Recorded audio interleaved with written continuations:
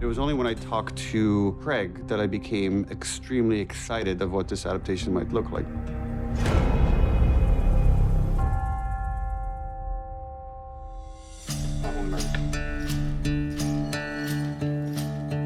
We asked Nico Parker to play an incredibly challenging part. We have to fall in love with her.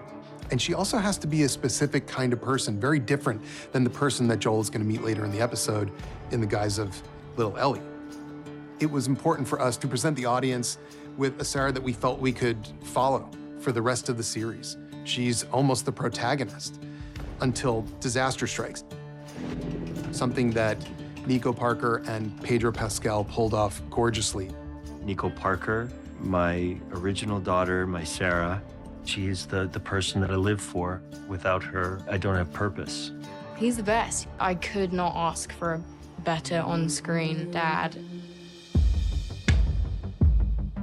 A lot of the time with acting, you're not always seeing what you're reading and what the audience is seeing. So a lot of the time you're kind of making up in your head, which on one hand is really amazing because you can create this whole narrative in your brain that then you get to follow through with. But on the other hand, it's like you're watching someone die and you're just staring at like a patch of grass and like, the amazing thing about Fort McCloud is it was like you could just really immerse yourself because it's all in front of you. Like any time where I was scared, I was genuinely really scared. Dad!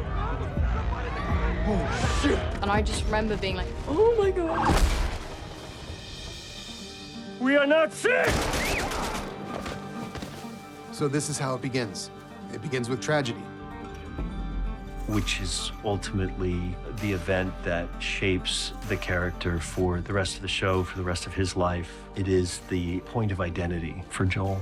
That kind of love, that unconditional love, is beautiful and can be very scary at the same time. We didn't do a lot of rehearsing because I think we both kind of wanted to savor all of the passion and everything. The feeling I had after the first take of adrenaline. The emotion there is heartbreaking, and it's ugly. The way she dies is not pretty. It's not meant to be pretty. Her death is the fulcrum point for everything.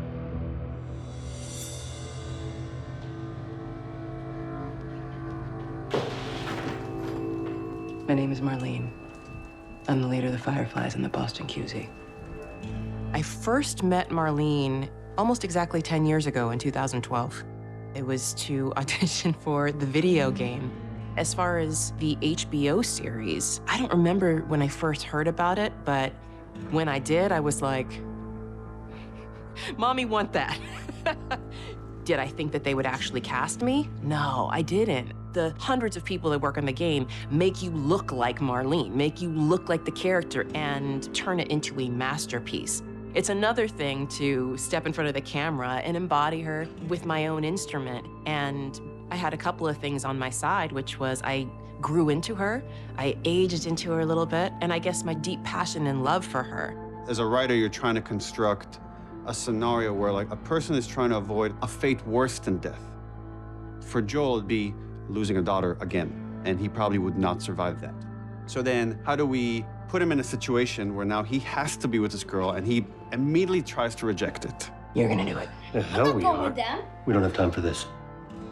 Joel is a broken man, and he meets this kid. Ellie's not a big fan of Joel when she first meets him.